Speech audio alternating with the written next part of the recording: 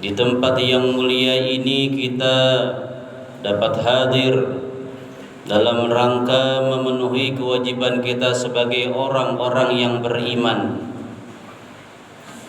dipanggil oleh Allah untuk melaksanakan ibadah salat Jum'ah semata-mata untuk taqarrub ilallah, mendekatkan diri kepada Allah Subhanahu wa ta'ala.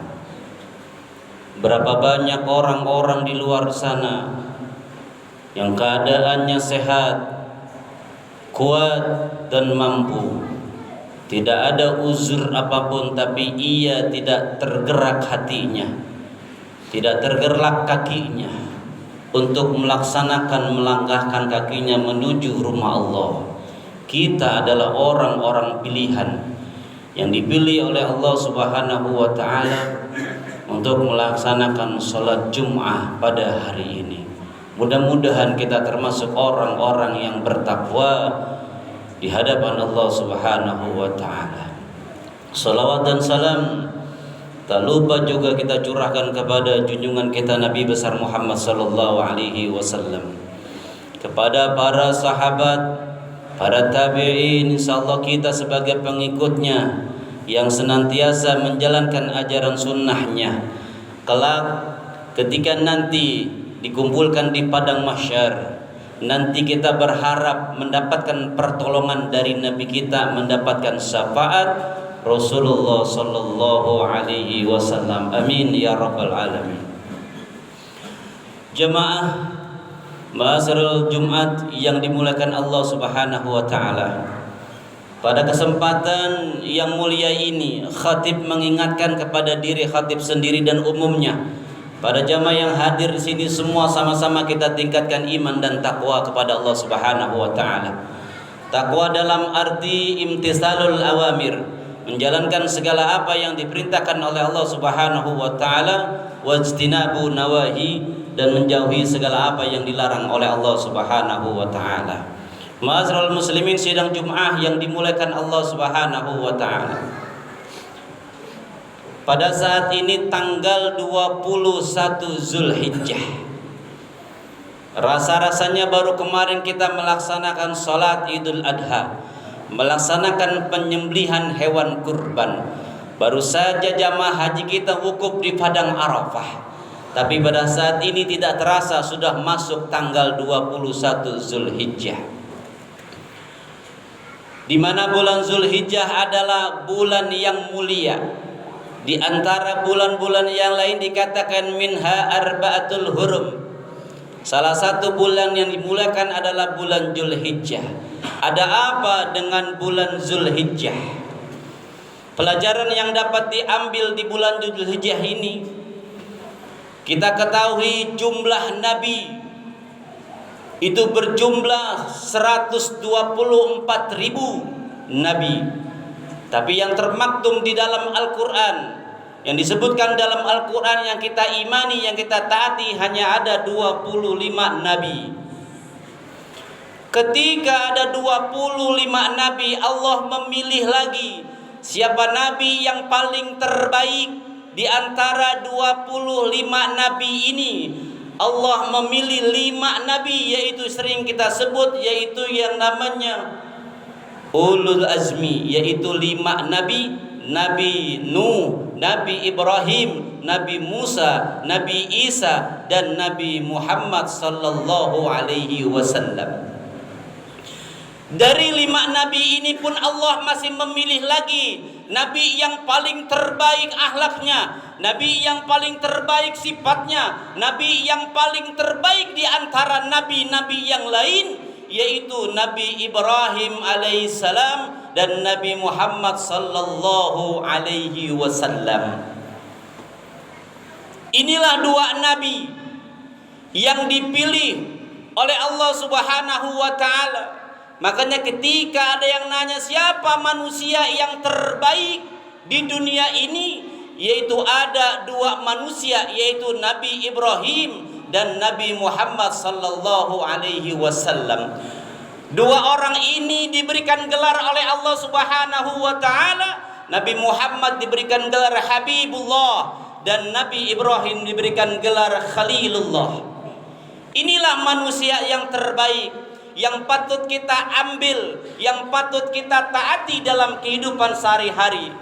Nah, di bulan Zulhijjah ini Nabi Ibrahim memberikan kisah, memberikan contoh untuk dalam kehidupan kita agar kita mendekatkan diri kepada Allah Subhanahu wa taala. Apa pelajaran yang pertama? Pelajaran yang pertama yang dapat diambil oleh Nabi Ibrahim alaihi salam, Nabi Ibrahim ini adalah seorang nabi yang kaya di antara nabi-nabi yang lain. Ia memiliki kurang lebih 12.000 binatang ternak. Pada saat itu Nabi Ibrahim menyembelih 1.000 ekor kambing, 300 sapi dan 100 ekor unta. Pada saat itu ketika dilakukan oleh Nabi Ibrahim alaihissalam, Nabi Ibrahim mendapat agungan, mendapat julukan dari orang-orang sekitar bahwa Nabi Ibrahim ini hebat. Orang-orang pada terkagum dengan perbuatan Nabi Ibrahim. Apa yang dikatakan Nabi Ibrahim? Ini pelajaran yang dapat kita ambil. Hewan ini adalah milik Allah. Hewan ini adalah titipan dari Allah. Aku hanya dititipi untuk memeliharanya. Untuk memeliharanya yang nantinya ketika dipelihara hewan ini makin banyak, ketika yang memintanya untuk menyembelih dan untuk berkurban, maka aku akan serahkan, maka aku akan kurbankan hewan ini karena titipan dari Allah Subhanahu wa taala. Saat ini rumah yang kita miliki, harta yang kita miliki, itu semuanya adalah titipan dari Allah Subhanahu wa taala. Anak titipan, istri titipan, semuanya yang nantinya akan kembali kepada Allah Subhanahu wa taala. Hidup ini hanyalah sekedar menunggu. Ketika menunggu, perbuatan yang paling menjenuhkan adalah menunggu. Ketika kita menunggu kematian, Allah berikan hiburan, Allah berikan mainan. Apa hiburannya? Hiburannya yaitu anak istri kita, agar kita tidak jenuh menunggu kematian. Diberikan anak, diberikan istri, itu adalah hiburan. Kemudian Allah berikan mainan. Apa mainannya dalam kehidupan dunia ini? Yaitu pekerjaan kita, harta kita. Itulah ada mainan, sehingga kita tidak bosan untuk menunggu dalam kematian. Namun ketika manusia diberikan mainan, diberikan hiburan, kadang-kadang manusia ini lupa. Seperti halnya anak kecil. Ketika anak kecil itu diberikan mainan, ia lupa makan, ia lupa mandi, ia lupa pulang. Untuk apa? Untuk kembali kepada orang tuanya. Seperti itulah manusia. Ketika diberikan harta yang banyak, pangkat yang tinggi, sehingga ia lupa kepada Allah Subhanahu wa taala. Tapi Nabi Ibrahim tidak. Ia mengetahui, dia sadar bahwa apa yang diberikan itu hanyalah titipan dari Allah Subhanahu wa taala. Sehingga ia berkata, jangankan harta, jangankan kambing, jangankan unta, jangankan sapi, andai saja aku diberikan anak oleh Allah Subhanahu wa taala, andai saja aku diberikan keturunan oleh Allah Subhanahu wa taala, maka ketika Allah memintanya untuk dikurbankan, maka anak pun akan aku kurbankan, kalau itu memang benar-benar perintah dari Allah Subhanahu wa taala. Ma'asyiral muslimin, sidang Jumat yang dimuliakan oleh Allah Subhanahu wa taala. Nabi Ibrahim meminta kepada Allah Subhanahu wa taala agar diberikan keturunan anak yang soleh. Dia selalu berdoa, Rabbi habli minas salihin, Rabbi habli minas salihin. Ya Allah, berikanlah keturunan kepadaku, keturunan yang soleh, agar nanti anak-anakku yang soleh bisa mengikuti jejak-jejakku, wahai Allah. Kemudian 90 tahun Nabi Ibrahim menunggu, berdoa dengan sabar untuk meminta keturunan. Akhirnya Nabi Ibrahim diberikan keturunan yang bernama Nabi Ismail alaihi salam. Nabi Ibrahim, Nabi Ismail alaihissalam, ia termasuk anak-anak yang soleh. Kenapa? Ketika Nabi Ibrahim alaihissalam bermimpi dalam tidurnya untuk menunaikan nazarnya, ditagih oleh Allah Subhanahu wa taala, wahai Ibrahim, tunaikan nazarmu. Apa najarku, wahai Allah Subhanahu wa taala? Kau pernah berucap, jangankan kambing, jangankan sapi, kalau aku punya anak akan dikorbankan. Maka tunaikan nazarmu untuk menyembelih anakmu. Kemudian singkat cerita, ketika Nabi Ibrahim ini bertanya kepada Nabi Ismail, wahai Ismail, Aku dapat perintah dari Allah Subhanahu wa taala untuk menyembelihmu. Karena Nabi Ismail ini adalah anak yang soleh, yang selalu dekat kepada Allah Subhanahu wa taala, mengikuti apa yang diajarkan oleh ayahnya. Karena apa? Ma fil aba fil abna. Anak itu akan mengikuti apa yang diajarkan oleh ayahnya, oleh bapaknya. Ketika bapak itu mengharapkan anak yang soleh, tapi orang tua itu tidak pernah beribadah kepada Allah Subhanahu wa taala, tidak pernah mendekatkan diri kepada Allah Subhanahu wa taala, tidak pernah mencontohkan beribadah di depan anaknya, jangan berharap anak itu akan menjadi anak-anak yang soleh. Karena apa? Sifat anak itu nantinya akan mengikuti seorang ayah atau seorang bapak. Ma fil aba fil abna. Ma'asyiral muslimin, sidang Jumat yang dimuliakan Allah Subhanahu wa taala. Yang dapat diambil dari pelajaran Nabi Ibrahim dan Nabi Ismail adalah mencetak anak-anak yang saleh. Ini adalah tugas kita sebagai orang tua, untuk mencetak anak-anak yang soleh, agar ia mau beribadah, ia mau mengaji, ia mau salat, ia mau mendekatkan diri kepada Allah Subhanahu wa taala. Kita contohkan dalam kehidupan sehari-hari untuk mendekatkan diri kepada Allah Subhanahu wa taala. Anak disuruh ngaji, anak disuruh salat, tapi ayahnya, orang tuanya tidak pernah ngaji dan tidak pernah salat. Ini yang dicontohkan oleh Nabi Ibrahim untuk mendapatkan anak yang soleh. Ia mendekatkan diri kepada Allah Subhanahu wa taala.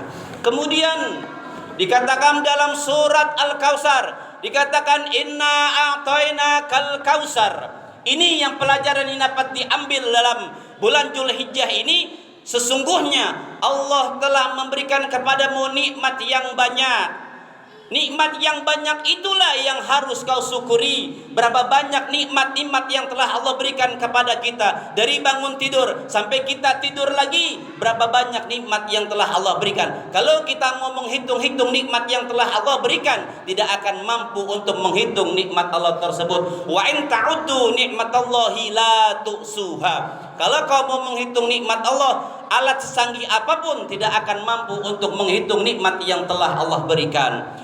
Kita hanya diminta oleh Allah Subhanahu wa taala untuk mensyukuri apa yang telah Allah berikan kepada kita. La in syakartum la azidannakum wa la in kafartum inna azabi lasyadid. Ketika engkau bersyukur, kata Allah, Allah akan berikan yang begitu nikmat bertambah dan bertambah. Tapi ketika engkau tidak bersyukur kepada Allah Subhanahu wa taala, janji Allah adalah akan aku berikan azab kepada orang-orang yang tidak bersyukur atas segala nikmat yang telah aku berikan.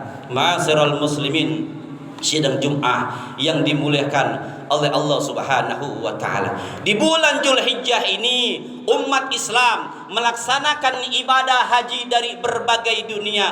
Ketika sudah berada di tanah haram, semuanya ditanggalkan. Tidak ada lagi perbedaan warna kulit, tidak ada lagi perbedaan ras, suku, bangsa, negara, kaya, pejabat, kemudian bahkan sampai presiden pun ketika ada di tanah haram menggunakan baju yang sama, yaitu pakaian ihram dengan warna yang sama, yaitu warna yang putih. Di hadapan Allah Subhanahu wa taala semua sama, yang membedakan adalah takwa kepada Allah Subhanahu wa taala. Inna akramakum indallahi atqakum. Sesungguhnya orang yang paling dekat di sisi Allah Subhanahu wa taala adalah orang yang paling dekat, yang paling takwanya kepada Allah Subhanahu wa taala. Bukan yang paling dekat itu bukan yang punya pangkat yang tinggi, bukan punya jabatan yang paling tinggi, bukan wajah yang paling ganteng, bukan orang yang paling kaya, tapi orang yang paling bertakwa di hadapan Allah Subhanahu wa taala. Itulah orang yang paling dekat di sisi Allah Subhanahu wa taala. Ma'asyiral muslimin, sidang Jumat yang dimuliakan oleh Allah Subhanahu wa taala.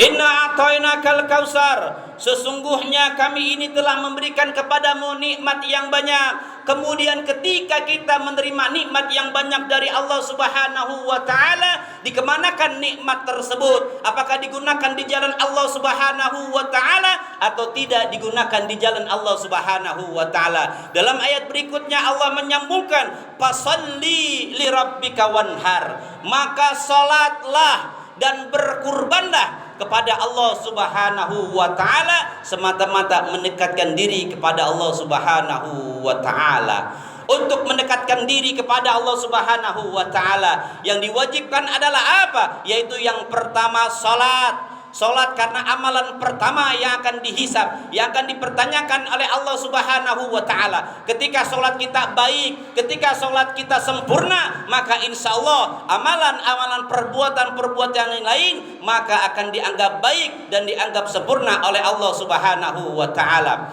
Maka kerjakanlah sholat, dirikanlah sholat semata-mata karena Allah Subhanahu wa ta'ala, bukan karena orang lain. Kita beribadah di tempat ini tapi karena Allah Subhanahu wa ta'ala. Kemudian dilanjutkan, dan berkurbanlah. Berkurban untuk apa? Berkurban untuk Allah Subhanahu wa ta'ala. Kalau kita diberikan nikmat, kita mampu memberi handphone yang harga 2 juta, mampu membeli handphone yang harga 3 juta, 4 juta, bahkan sampai membeli handphone yang harga 10 juta. Kita mampu nyicil tiap bulannya 1 juta, 2 juta, 3 juta. Apakah tidak mungkin tahun besok akan melaksanakan kurban lagi? Kita niat dari sekarang, tahun besok kaya akan melaksanakan ibadah kurban. Dengan apa? Dengan kita cicil uang tersebut untuk membeli 1 ekor kambing minimal dalam 1 tahun. Kalau handphone kita mampu, kredit motor kita mampu, masa iya untuk kredit hewan kurban dalam 1 tahun kita tidak mampu? Itulah yang Allah katakan, nikmat-nikmat yang telah Allah berikan, maka keluarkanlah di jalan Allah Subhanahu wa ta'ala. Mudah-mudahan dengan nikmat yang telah Allah berikan, Allah jadikan kita sebagai orang-orang yang bersyukur atas segala nikmat yang telah Allah berikan. Mumpung ruh kita masih ada menyatu dengan raga kita, mumpung kita masih hidup di dunia, kita niat dari sekarang untuk tahun besok saya akan melaksanakan kurban karena Allah Subhanahu wa ta'ala. Mudah-mudahan Allah berikan kita sehat walafiat, Allah berikan kita panjang umur, Allah berikan kita rezeki yang halal yang berkah, semata-mata untuk beribadah kepada Allah Subhanahu wa ta'ala. Mudah-mudahan inilah yang dapat kita ambil ibrah atau kita ambil manfaat dari bulan Zulhijjah. Yang pertama, kita bersyukur atas segala nikmat yang telah Allah berikan. Yang kedua, kita dirikan sholat karena Allah Subhanahu wa ta'ala. Kita dekatkan diri kepada Allah Subhanahu wa ta'ala, karena hidup kita tidak selamanya kita yang nantinya akan kembali kepada Allah Subhanahu wa ta'ala. A'udzu billahi minasyaitonir rajim.